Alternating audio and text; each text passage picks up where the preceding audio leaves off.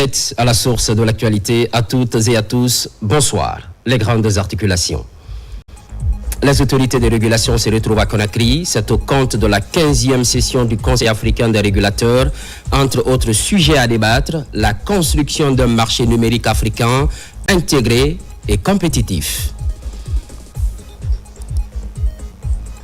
Équipement et modernisation des médias, la radio rurale de Forikaria renoue avec de meilleures conditions de travail. La capacité de ce média de proximité est nettement accrue.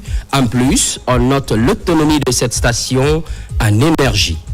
À plusieurs endroits du quartier d'Abompa Plateau 2, un réseau de galeries naturelles a été découvert par de nombreux citoyens. Les autorités locales se sont transportées sur le terrain. Les premiers constats à savoir dans cette édition. Bienvenue au ministère de la fonction publique, une mission conjointe du Bureau international du travail et du système des Nations Unies. La mission est régie par Faya François Bourouno. Au menu des entretiens, la mise en œuvre de l'accélérateur mondial pour l'emploi, la protection sociale et les transitions justes. Mamadi Ternaka Misoko, compte rendu. À Conakry, la délégation du Bureau international du travail, accompagnée du système des Nations Unies, échange avec le ministre du Travail et de la fonction publique, accompagné de ses cadres techniques.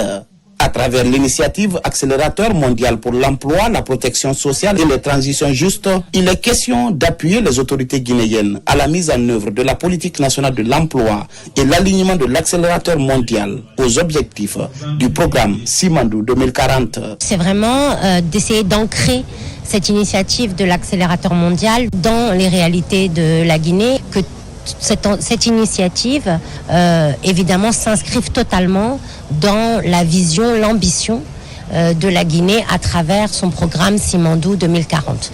Donc, les synergies existent déjà, il s'agit vraiment de les concrétiser. L'objet de notre mission, c'est vraiment de sensibiliser, de favoriser l'appropriation par tous les acteurs qui vont devoir mettre en œuvre cette initiative. La Guinée fait partie des premiers pays à intégrer l'accélérateur mondial. C'est une initiative du secrétariat général des Nations Unies visant à appuyer les pays qui partagent les perspectives de création d'emplois décents, mais également de soutien au système de protection sociale, de souscrire pour développer des initiatives allant dans le sens de la mise en œuvre de leurs objectifs de développement. Et c'est dans ce cadre que la Guinée, depuis juin 2024, a manifesté son intention de faire partie des premiers pays dans lesquels cette initiative doit être implémentée. Et donc le programme va être mis en œuvre. Nous aurons l'appui de ses partenaires techniques et financiers parce que c'est une initiative conjointement soutenue par le système des Nations Unies et le groupe de la Banque mondiale. Donc ça va permettre à la Guinée de mettre en œuvre des programmes, des plans d'action allant dans le sens de la création d'emplois à travers la mise en œuvre de la politique nationale d'emploi de notre pays. Cette rencontre marque une étape supplémentaire dans le partenariat entre la Guinée, le BIT et les Nations Unies. Partenariat qui vise à installer une gouvernance de travail plus inclusive et à soutenir la transformation socio-économique de la Guinée. Apparemment, c'est un lundi mouvementé à Conakry, retrouvailles des autorités de régulation. C'est dans le cadre de la 15e session du Conseil africain des régulateurs. La rencontre ouvre la voie à l'événement Transform Africa Summit. Parmi les sujets à solutionner, la construction d'un marché numérique africain intégré et compétitif à travers le monde. Marie-Angélique Bangoura. Conakry est cette semaine la capitale africaine du numérique. La ville a accueilli ce lundi la 15e session du Conseil africain des régulateurs. Une rencontre de haut niveau réunissant les représentants de 15 pays, dont la Guinée, le Rwanda, l'Afrique du Sud, le Gabon et le Ghana. Cette semaine, les chefs d'État se réuniront pour le 12e Conseil d'administration de Smart Africa. Toutes les décisions qu'ils prendront sont issues de vos travaux, car 15 n'est pas une réunion de plus. C'est un signal d'une Afrique qui contrôle son destin numérique, avec responsabilité, avec confiance et selon ses propres termes. Organisé en amont du Transform Africa Summit, le sommet de l'Union africaine consacré au numérique, cette session vise à harmoniser les positions africaines face aux grands enjeux technologiques. Elle constitue un espace stratégique de réflexion et de concertation pour définir des orientations communes qui seront présentées aux chefs d'État et de gouvernement. L'avenir du numérique de l'Afrique ne se traduira pas par la fragmentation, mais par l'unité, la solidarité et la vision partagée. Cette vision, notre pays, la Guinée, s'efforce à la traduire dans les faits, à travers des programmes structurants, comme le programme Simandou, l'an 2040. Les recommandations issues de Conakry devraient nourrir les travaux du Transform Africa Summit et contribuer à la mise en place d'un cadre africain cohérent pour relever les défis du digital. Place maintenant à la stratégie nationale d'économie bleue. La capitale guinéenne abrite l'événement et se fixe pour défi de jeter les bases d'une politique nationale intégrée autour de la gestion durable des ressources marines. C'est dans l'optique d'uniformiser les textes à l'échelle continentale, j'allais dire. Al-Gassimoba, explication. La Guinée, avec ses 300 km de littoral, ses riches zones de pêche, sa biodiversité marine ou encore ses voies navigables intérieures, dispose d'un immense potentiel encore sous-exploité. Mais sans stratégie cohérente, ses atouts risquent d'être mal exploités, voire perdus.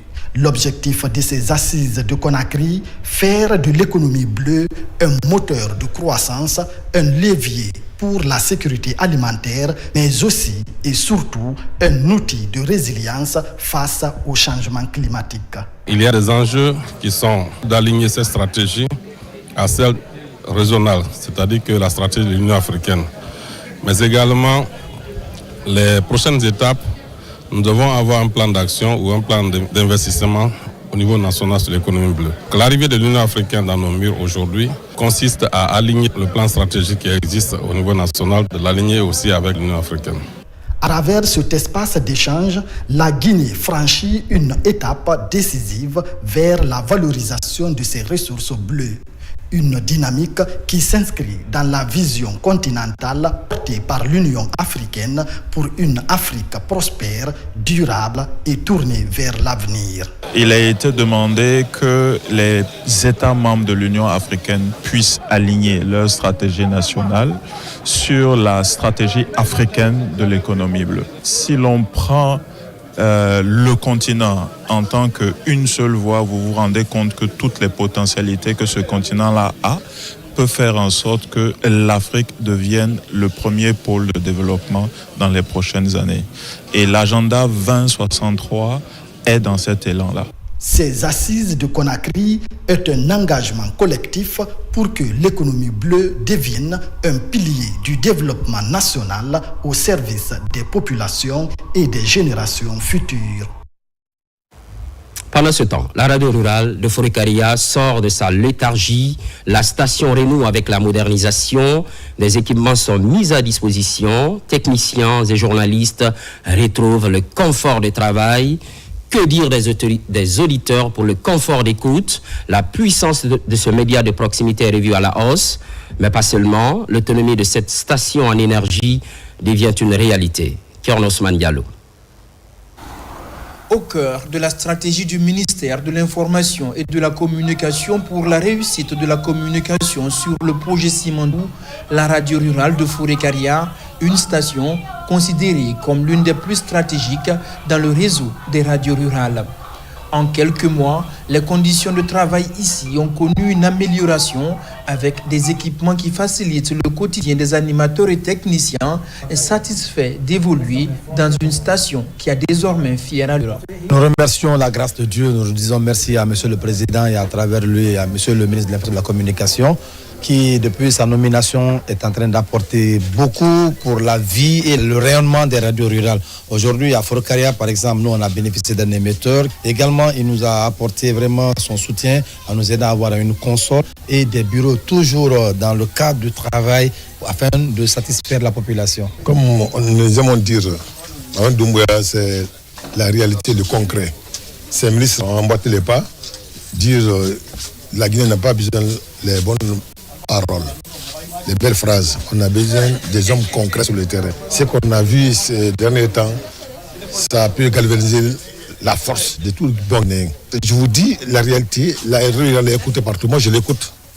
Sciemment, c'est ma radio préférée. Parce que ce qu'ils disent, ce qu'ils font, c'est clair. Ils sensibilisent et ils orientent les populations locales qui qui sont dans les amours, sont écoutés. C'est la voix des enfants sans voix. Depuis sa nomination à la tête du département de l'information et de la communication, le ministre Fana Souma a fait de la relance des radios rurales un élément clé dans sa gouvernance, conscient de l'impact de ces radios auprès du monde paysan dans la Guinée profonde. Aujourd'hui, sur le territoire guinéen, il y a exactement 39 stands de radio. Aujourd'hui, la dernière année est à Kourémalé. Bientôt, l'inauguration va être programmée par M. le ministre de l'Information et de la Communication. Donc, franchement, nous sommes dans une bonne dynamique grâce au leadership de M. le Président qui fait pratiquement du fonctionnement des radios rurales une priorité. Les actions pour renforcer les radios rurales se poursuivent sur le terrain. Actuellement, des équipes sont déployées pour sécuriser toutes les installations de diffusion à travers le pays. Parallèlement, un plan de renforcement du capital humain est en cours. Récemment, une équipe d'animateurs de la radio rurale a bouclé une formation au Maroc dans le cadre d'un plan établi pour le développement des radios rurales. Par ailleurs, commémoration de l'armistice de 1918, ce 10 novembre marque le 107e anniversaire. À cette occasion, les autorités militaires se joignent à la France. Une journée de mémoire et de reconnaissance. Des produits pharmaceutiques et des vivres sont remis à la direction des pensions militaires. Adjudant-chef Oumar Kamara. L'hymne national de la Guinée et la Marseillaise résonnent pour la commémoration de l'armistice du 11 novembre 1918, marquant la fin de la Première Guerre mondiale, la victoire des Alliés et la défaite totale de l'Allemagne. Cet accord signé met fin à 4 ans d'hostilité qui ont fait des milliers de morts. Ici, au cimetière Boulbini, une herbe de fleurs est déposée par les autorités guinéennes et françaises pour rendre un hommage aux soldats morts pour la métropole. Cet armistice met fin le 11 novembre 1918 à 4 ans d'un combat pour la liberté qui a fait énormément de morts et pour lesquels les peuples d'Afrique ont contribué à la libération de la France. Cette reconnaissance a été aussi matérialisée à l'occasion du 107e anniversaire de l'armistice par l'octroi d'un important lot de produits pharmaceutiques, de fournitures de bureaux, de kits scolaires et de denrées alimentaires. Ces dons remis par la directrice générale des pensions militaires et anciens combattants ont été offerts par la France et la partie guinéenne. Nous avons aujourd'hui l'honneur de recevoir des dons de l'ambassade de France en Guinée. Ce geste de générosité, symbole de la coopération internationale et de l'amitié qui unit nos nations, vise à apporter une aide concrète à nos anciens combattants. C'est un plaisir pour moi. Je remercie la France, ceux qui ont été à la base de cette décoration. Depuis l'avènement 5 septembre, les anciens combattants sont maintenant élevés, considérés. Entouré par la chaîne de commandement militaire, le ministre de la Défense nationale a salué ce principe de redevabilité de la France à l'endroit des anciens combattants. Ce devoir de mémoire de la République française, ce principe de redevabilité morale de la République française vis-à-vis de ses anciens combattants, ceux qui ont combattu pour la liberté. Cette décoration est une exaltation de nos pères qui se sont battus sous le drapeau français. Mais aussi c'est un encouragement pour ceux qui se trouvent sous le drapeau maintenant, car rendre honneur aux morts pour la patrie exalte les vivants qui sont encore sous le drapeau. En guise de reconnaissance pour les loyaux services rendus à la France, 3 anciens combattants ont été honorés des médailles de la Croix du combattant et du titre de reconnaissance de la nation pour leur engagement aux côtés de la métropole. Au chapitre éducation, mise à niveau des enseignants des classes préparatoires, ce sont des enseignants évoluant à l'élémentaire. C'est pour mettre en pratique le nouveau programme élaboré par le département des tutelles, une démarche pilotée par la direction communale de Matoto. Moussa Bangoura. La qualification du personnel enseignant au niveau de l'élémentaire, une des priorités de la direction communale de l'éducation de Matoto. Ici au collège Sangoya Nord. Entre autres bénéficiaires de cette session de remise à niveau, les délégués scolaires, directeurs d'école et chargés de cours dans les classes préparatoires des établissements d'enseignement public. Ils renforcent leur capacité sur les nouveaux programmes d'enseignement élaborés par le ministère de l'enseignement préuniversitaire. À la sortie, il faut que l'enseignant qui enseigne les CP soit vraiment bien outillé pour qu'il puisse dispenser de façon correcte le programme, pour que les enfants qui reçoivent ces formations savent lire dès la première année, savent écrire les 26 lettres d'alphabet. Ces enseignants doivent s'y mettre pour que cette utilisation des nouveaux manuels au CP soit quelque chose qui n'est pas du tout étrange pour eux, afin que les enfants puissent tirer le plus grand profit ou le maximum pour le bénéfice de l'éducation guinéenne. Ce nouveau programme est basé sur le guide pédagogique et l'utilisation de manuels scolaires. La formation, ce n'est pas pour nous seulement, c'est pour tous les élèves. Pour enseigner bien, il faut suivre la formation. La formation, elle est très très importante. La formation là est bienvenue pour nous les directeurs qui sont censés viser les cahiers des enseignants et pour les enseignants qui sont en station de classe, qui doivent vraiment détailler, préparer et enseigner les élèves.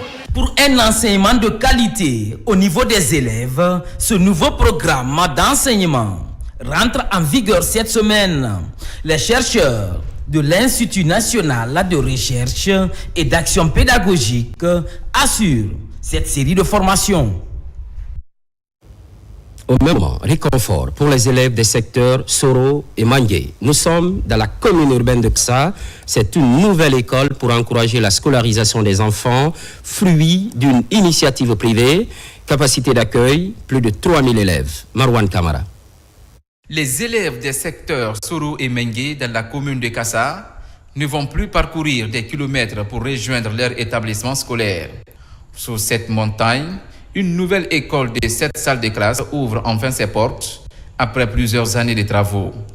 L'infrastructure attendue depuis longtemps vient offrir aux enfants de Soro et Mengué un environnement d'apprentissage plus proche et mieux adapté à leurs besoins. Depuis 1938, cette localité n'a jamais connu une école. L'association Abou Soro, accompagnée par ses partenaires, ont bien voulu réaliser cette belle œuvre magnifique de la construction d'une école primaire, toute pourvue de tables-bancs, magasins qui donnent désormais un nouveau visage pour former l'élite guinéenne de Kassa. Quand j'ai commencé ma carrière, il y avait 250 millions d'enfants qui étaient privés d'école dans le monde. Aujourd'hui, il y en a 90 millions. C'est encore trop et on considère avec mon équipe que tous les enfants du monde doivent aller à l'école. Réalisé et équipé par l'association Abou Soro et la fondation Wozni, ces infrastructures scolaires de proximité s'inscrivent dans le programme de développement de l'éducation dans l'archipel des îles de l'Os. La fondation Wozni et le groupe UMS sont fiers d'avoir contribué à cette réalisation. Elle s'inscrit dans notre engagement constant pour un accès équitable à une éducation de qualité partout en Guinée. Nous saluons l'apport essentiel des ONG, des associations et des partenaires privés qui incarnent l'esprit de soutien et d'accompagnement à la vision de développement tracée par le chef de l'État. L'inauguration de cette école primaire est un pari réussi pour l'association Abou Soro et ses partenaires, guidés par l'engagement de mettre en œuvre la politique de couverture scolaire universelle et l'égalité des chances. C'est un chiffre qui ne passe pas inaperçu. 23 millions d'euros. Le gouvernement et l'AFD ont mis la main à la poche. Une manne financière injectée dans le projet Saritem, appui au système d'activité risicole en territoire de mangrove. Une mission conjointe de supervision regagne les différents sites. C'est un prélude à la deuxième phase du projet Saritem. Fodé Camara, spécialiste maison. Pour aider les producteurs à augmenter les rendements par l'amélioration des pratiques culturelles depuis plus de 30 ans, l'Agence française de développement poursuit son programme de valorisation du riz sur le littoral. Une dynamique d'accompagnement de la terre au marché qui se poursuit à travers le projet Saritem, le projet d'appui au système d'activités écoles en territoire de mangrove. Un projet de promotion rurale qui est dans sa dernière ligne droite. 6 000 hectares ont été aménagés, donc ça c'est déjà plutôt une réussite. Quand on parle avec les populations, on voit qu'elles sont satisfaites, on voit que la récolte va être belle. Donc le bilan technique, il est très positif. Le bilan de gestion de projet, on est sur la clôture. Il faut qu'on finisse tout ça, mais dans l'ensemble, la mission est plutôt satisfaite. Durant près de 7 ans, l'appui de l'Agence française de développement a permis de réaliser des ouvrages de régulation de l'eau de mer et de promouvoir des itinéraires techniques innovants, une approche d'aménagement et de réhabilitation qui a permis d'augmenter les rendements à hauteur de 3 tonnes à l'hectare. En première position, nous remercions le gouvernement et les partenaires de l'AFD. Avant cet aménagement, on travaillait difficilement. On n'enregistrait pas de bonnes récoltes. Cette année, les prémices d'une bonne moisson sont visibles. Même l'engrais, on ne l'utilise pas, car l'eau de mer fertilise le riz. Avant, on souffrait beaucoup. Nos périmètres n'étaient pas aménagés. La pluie causait beaucoup de dégâts. Aujourd'hui, grâce à l'appui du projet Saritem, nous disons Dieu merci et on souhaite que cet appui se poursuive. Dans un passé récent, de nombreux périmètres étaient quasiment abandonnés par les paysans. Aujourd'hui, grâce au d'aménagement du projet Saritem, une petite révolution est palpable dans les casiers, comme ici à l'image, les villages de Betia, Kilinkine et Katep, de grandes zones de production de la commune rurale de Koba. On a vu dans les villages, les gens sont en train de construire. Avant, les constructions, c'était en banco. Aujourd'hui, nous voyons les murs en dur monter au niveau des périmètres. Nous voyons les toitures changer carrément. Nous voyons qu'ils contribuent même à la construction des édifices publics. Je veux dire les mosquées, les centres de santé au niveau de ces villages. Cependant, enregistré grâce aux ouvrages de régulation de l'eau de mer et de gestion judicieuse de l'eau douce. Des innovations qui stabilisent et pérennisent les aménagements dans cet écosystème très capricieux, situé en front de mer. On s'intéresse à présent au dépôt sauvage d'ordures. Une nouvelle phase est enclenchée contre ces points noirs. Fini la sensibilisation, l'heure est à la répression. Matoto et Lambagny servent de mauvais exemples. 10 individus sont pris en flagrant délit. Ils ont été aussitôt interpellés. Le message des autorités est clair. Jeter les ordures n'importe où ne sera plus toléré. Mariam Kamara, explication. Ils avaient choisi le trottoir comme poubelle. Résultat, 10 personnes ont été arrêtées ce week-end sur le tronçon Koza T7, en pleine action, alors qu'ils jetaient leurs ordures sur la voie publique. Cette opération coup de poing, menée par le ministère de l'Hydraulique et ses partenaires, marque un tout autre tournant dans l'opération de la salubrité publique. Fini la simple sensibilisation, place aux sanctions pour restaurer la propreté dans les quartiers de la capitale. Le ministère de l'Hydraulique et des Hydrocarbures, à travers l'ANASP, a décidé d'aller vers des mesures coercitives pour essayer d'éradiquer la banalisation des déchets dans notre pays aujourd'hui, parce que les déchets sur les artères routières de Conakry constitue aujourd'hui une mise en danger de la vie d'autrui. Cette action qui s'est posée, on espère ou on ose croire que cela va donner une leçon aux autres citoyens de Conakry pour qu'on sache que désormais, Conakry ne va plus accepter qu'il y ait trouble à l'ordre public et que personne ne réagisse. Les auteurs ont reconnu leur tort de fautifs. Ces interpellés s'engagent à devenir des ambassadeurs de la propreté dans leur communauté. On m'a interpellé à cause des ordures. J'étais sur la route. Je rentrais à la maison. Ma mère m'a commissionné de prendre, comme d'habitude, les ordures, de venir jeter au rond-point T5. Je n'étais pas au courant que jeter les ordures sur la route, c'était un crime. Bon, je prends l'engagement de ne plus le faire, de sensibiliser tout le monde. Une prise de conscience tardive, mais saluée par les autorités qui espèrent que ces premières arrestations serviront d'exemple. Ces opérations de ratissage en synergie avec les services de sécurité seront sans relâche dans la lutte contre l'incivisme environnemental. L'objectif est de mettre fin à ces comportements qui dégradent notre cadre de vie et menacent la santé de tous. Cap sur le domaine de l'agroécologie, un projet d'envergure cible les paysans des 3 régions naturelles de la Guinée. C'est l'une des retombées de la coopération entre l'Italie et la Guinée. Il se chiffre à plus de 2 millions d'euros pour un délai de 3 ans. Yaya Silla.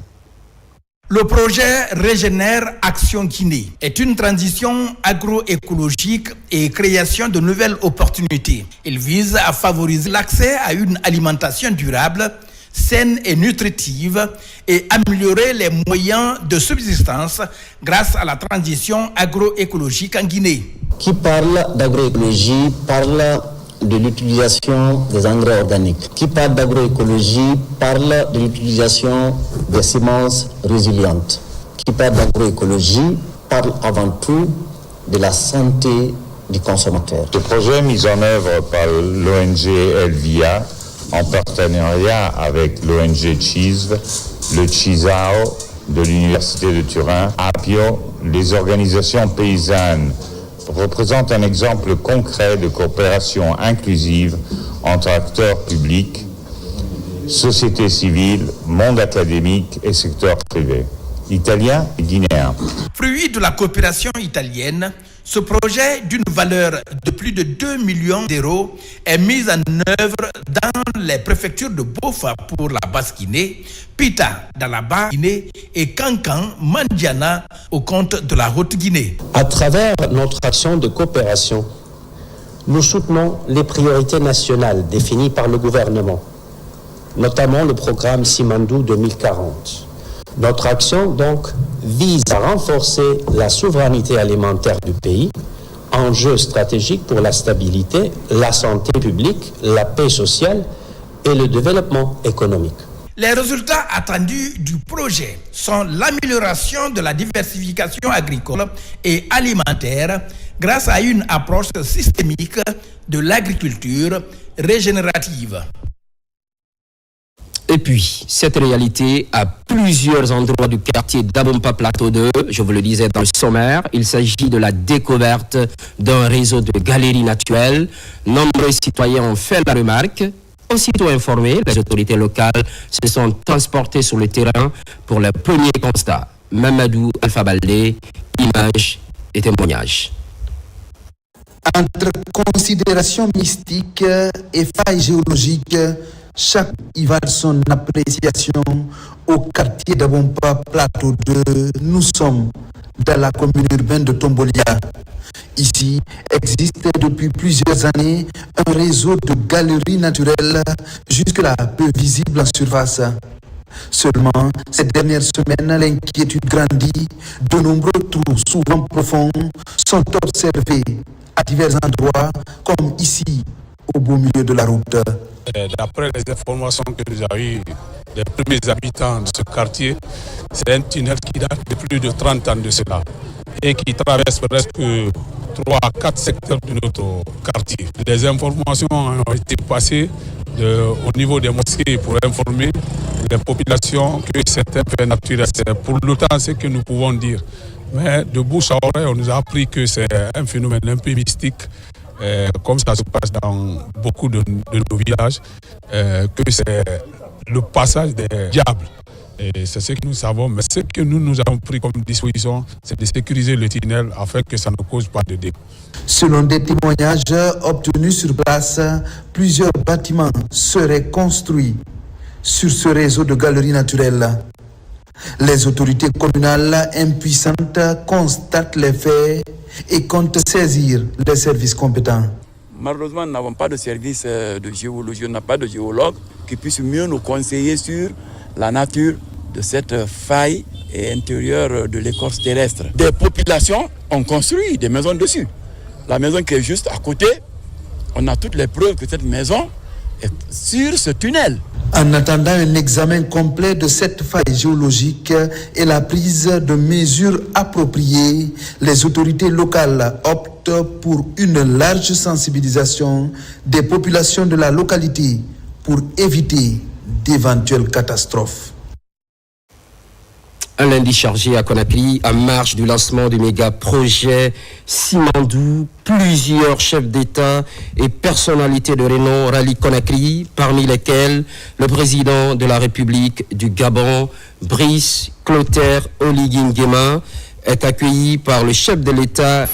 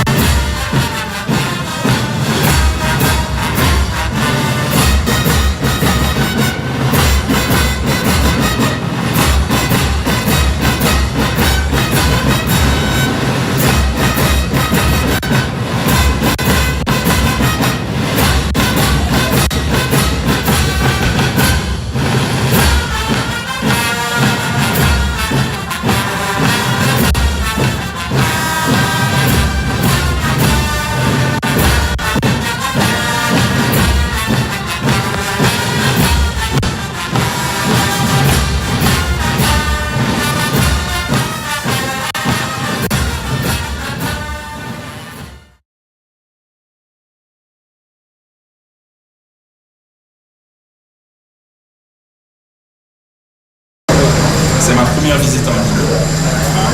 Et je suis satisfait de ce que j'ai pu voir ici et de nos échanges avec mon homologue ici.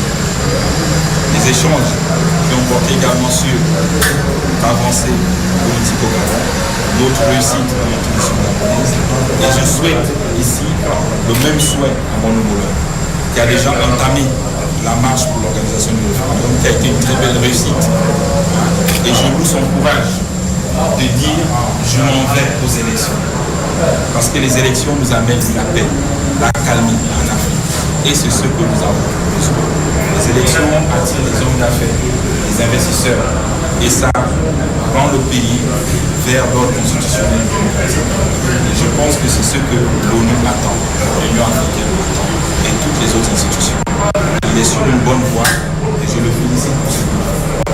Je le félicite également pour les infrastructures, notamment le projet que nous sommes venus ici, le Simandou 2040. Nous allons regarder, nous allons restructurer nos mines en fonction du modèle que nous allons voir ici, qui est déjà une réussite. Je fais venir mon ministre des Mines, qui est en relation tout à l'heure avec le ministre des Mines, pour que nous puissions partager cet échange d'expérience. Et je vous remercie.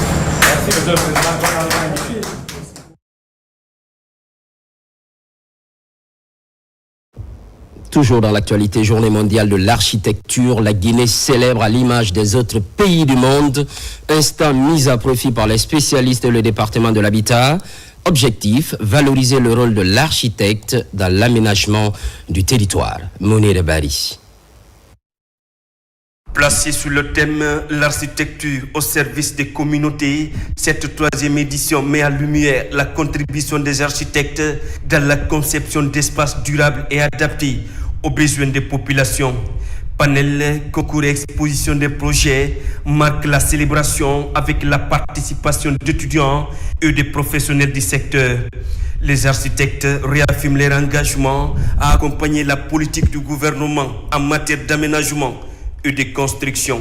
Un architecte, c'est lui qui conçoit les bâtiments, c'est lui qui conçoit les espaces, c'est lui qui analyse, retrouve le véritable besoin des clients et qui les met en œuvre pour concevoir le bâtiment. Le rôle de l'architecte est très capital. On ne peut pas s'en passer, c'est de savoir que de l'aménagement des maisons jusqu'à l'aménagement du territoire, que lorsque c'est mal réfléchi, on peut impacter. Le directeur national de l'architecture, de la construction et des logements salue l'initiative et encourage les architectes à poursuivre leurs efforts pour valoriser la profession et renforcer son impact sur le développement national. Le ministère de l'Urbanisme, de l'Habitat et de l'Aménagement du territoire elle-même institue cette journée au niveau de la Guinée et nous accompagnons toutes les parties prenantes de l'architecture. La journée mondiale d'architecture célèbre justement toutes les actions posées par les architectes dans le monde entier avec des thématiques. Et spécialement en Guinée, nous avons choisi une thématique liée au domaine de la santé et dans le monde rural. La cérémonie s'achève par un banquet convivial. L'architecture reste levier essentiel dans la lutte contre le désordre urbain et pour l'amélioration du cadre de vie des populations. Politique nationale de la jeunesse. On n'est pas loin de la validation du document. Autorités et partenaires réfléchissent sur cette étape cruciale, une nouvelle politique qui va couvrir les 10 prochaines années. Djare Diallo. Avec plus de 70% de jeunes, la Guinée place la jeunesse au cœur de ses priorités. La rencontre de Kanka marque une étape décisive dans la mise en œuvre de la politique nationale de la jeunesse. Autour du ministère se réunissent les partenaires techniques et financiers, les organisations de jeunes et les responsables institutionnels pour valider ce document stratégique. Le document que nous validons aujourd'hui est le fruit de plusieurs mois de concertation, de débats, de contributions d'experts et surtout d'une participation active des jeunes que nous sommes. Repose sur l'écoute, la co-construction et trace une voie claire vers une jeunesse mieux formée, mieux accompagnée et mieux représentée. J'ose croire que les structures du Conseil national des jeunes qui sont représentées jusqu'au dernier kilomètre seront des acteurs clés qui vont s'investir pour la dissémination et le suivi de la prise en compte de ces documents par tout acteur qui voudrait mettre en place quelque chose en Guinée pour le bien de la jeunesse guinéenne. Cette politique servira de cadre de référence pour orienter les actions en faveur de la jeunesse dans tous les domaines: éducation, emploi, citoyenneté, innovation et inclusion sociale. Sur les 10 prochaines années, elle guidera les politiques publiques et renforcera la coordination des initiatives destinées aux jeunes. Je voudrais saluer particulièrement la participation active des jeunes dans tous ces processus. Leur engagement, leurs propositions et leur sens critique ont grandement enrichi le contenu de cette politique. Votre présence ici traduit votre engagement dans la mise en œuvre des politiques publiques au service des jeunes de Guinée. Au terme de nos travaux, la politique nationale de la jeunesse sera validée techniquement. Une feuille de route opérationnelle sera définie. Les acteurs régionaux seront mieux préparés pour la phase d'appropriation et de déploiement. À travers cette initiative, la Guinée pose les bases d'une gouvernance participative qui fait de la jeunesse un acteur central du développement durable du pays. Au terme de la rencontre, les femmes, les anciens gouloirs du Milo et les jeunes de Guinée offrent des cadeaux au ministre de la Jeunesse en signe de reconnaissance et d'encouragement. Parallèlement, la question des familles d'accueil. Au centre d'un conclave à Kankan, les acteurs concernés redéfinissent de nouveaux critères pour le bien-être des enfants démunis et une manière de leur offrir une vie de famille sécurisée. Djamo Kaba. La ville de Kankan-Nabaya à l'honneur pour défendre un agenda féminin. La méthodologie GVEC se consolide davantage pour le bien-être des femmes. Le rendez-vous intéresse des promoteurs pour l'épanouissement des associations villageoises. L'approche de micro-épargne et de crédit communautaire est révisitée pour répondre aux besoins financiers des plus pauvres. Concernant l'importance des GVEC, donc cela aussi m'a permis de connaître comment il faut constituer un groupe et comment il faut gérer un groupe, que ce soit des groupes de femmes ou des groupes des hommes. Le groupe là va permettre aux femmes de se prendre en charge. Ma première vision, c'est ça d'abord. Et dès qu'une femme se prend en charge, c'est que c'est un développement qui s'installe dans la localité parce que nous sommes les baromètres de tout développement. Le projet est intitulé « Participation des femmes et jeunes filles à la gestion des ressources naturelles pour une paix durable dans les zones minières de Mandiana, Sigri et Gawal ». Il est mis en œuvre par CARE International pour favoriser l'égalité des sexes et l'autonomisation pour le respect des droits des femmes. CARE a justement à la charge de pouvoir mettre en place des groupements villageois d'épargne et de crédit et pour pouvoir assurer donc l'opérationnalisation de ces groupements villageois d'épargne et de crédit. Cela passe bien sûr par le renforcement de capacités des promoteurs de groupes et des promotrices de groupes qui vont assurer le travail de proximité avec ces GVEC-là. Le grand soutien de cette dynamique, le Fonds de consolidation de la paix des Nations Unies, le PNUD et la FAO participent également à l'expansion de la nouvelle approche pour donner la parole aux femmes en milieu rural. Cette autre initiative de sensibilisation sur la paix, la Concorde nationale, la thématique est au cœur d'une conférence animée par l'érudit de Kindia. Le choix est porté sur la commune rurale de Fossérouré. Autorités et citoyens ont répondu à l'invitation. Labi Kamara. L'érudit de Kindia était cette semaine l'hôte de Taroubéa, Fossérouré, et l'âge Abdul Wakil Alamali Keita avait répondu à l'invitation des populations de cette sous-préfecture pour animer une conférence sur la paix et la concorde nationale en vue d'une Guinée où il fait bon vivre. Une initiative des imams et sages de la localité qui a mobilisé plusieurs fidèles musulmans venus du chef-lieu de la commune rurale et district de Taroubéa, Fossérouré. Ces fidèles, après avoir suivi avec une attention religieuse les informations et la sensibilisation sur ces deux concepts chers aux Guinéens en général, ils ont sollicité l'aide de l'érudit dans la construction de leur mosquée principale et l'obtention d'un forage. La population de Taroubéa Fossérouré est ravie parce que notre demande qui nous prévaut actuellement, c'est le problème de notre mosquée qui est primordial là où nous prions. Il a pris ça en charge. Le problème du forage qui nous incombe de plus, il a pris ça aussi en considération.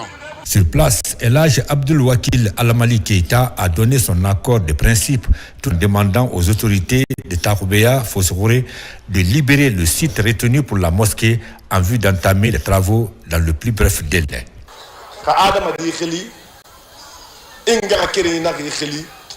Quand ton parent t'invite, il faut répondre. C'est pourquoi nous sommes là. Et j'ai entendu votre cri de cœur. S'il plaît à Dieu, c'est promis. Je construirai votre mosquée. Dès maintenant, il faut libérer le site pour qu'on entame les travaux aussitôt. À Taroubéa, Fossikhouré, la rencontre de l'érudit Elhadji Abdoul Wakil Alamali Keïta et la population a été présidée par le gouverneur de la région administrative de Kindia. Retour dans la capitale, à Matoto précisément. La jeunesse est à l'école de la citoyenneté, de l'entrepreneuriat et du leadership communal. Une formation de 10 jours pour faciliter l'implication des jeunes dans la consolidation de la paix et de la cohésion sociale. Mariam Diallo.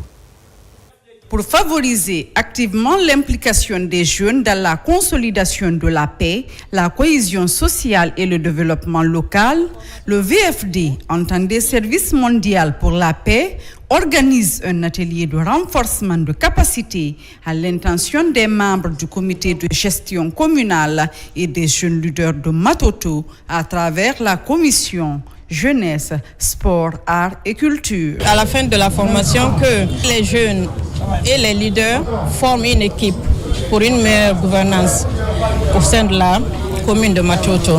Une gouvernance qui est basée sur la participation, l'inclusion et puis surtout l'intégration. Nous demandons aux participants et aux participantes de le traduire en comportement concret sur le terrain.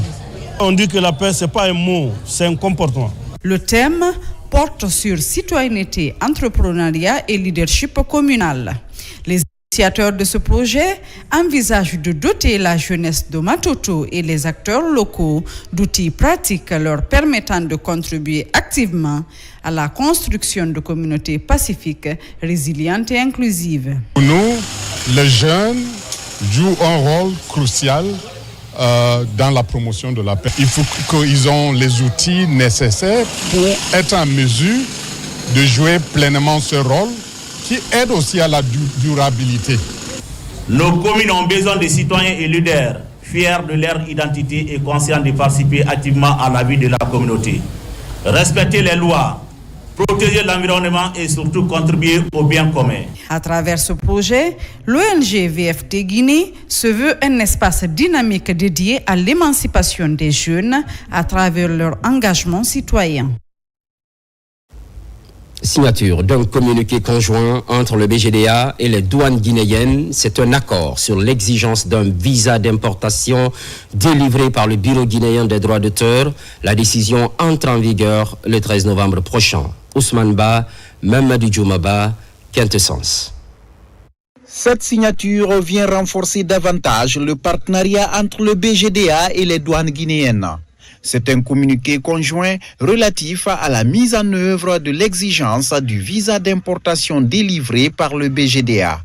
Un communiqué qui explique tout le processus, de la délivrance du visa jusqu'au prélèvement par les douanes du pourcentage imputé à toute marchandise concernée par la rémunération de la copie privée.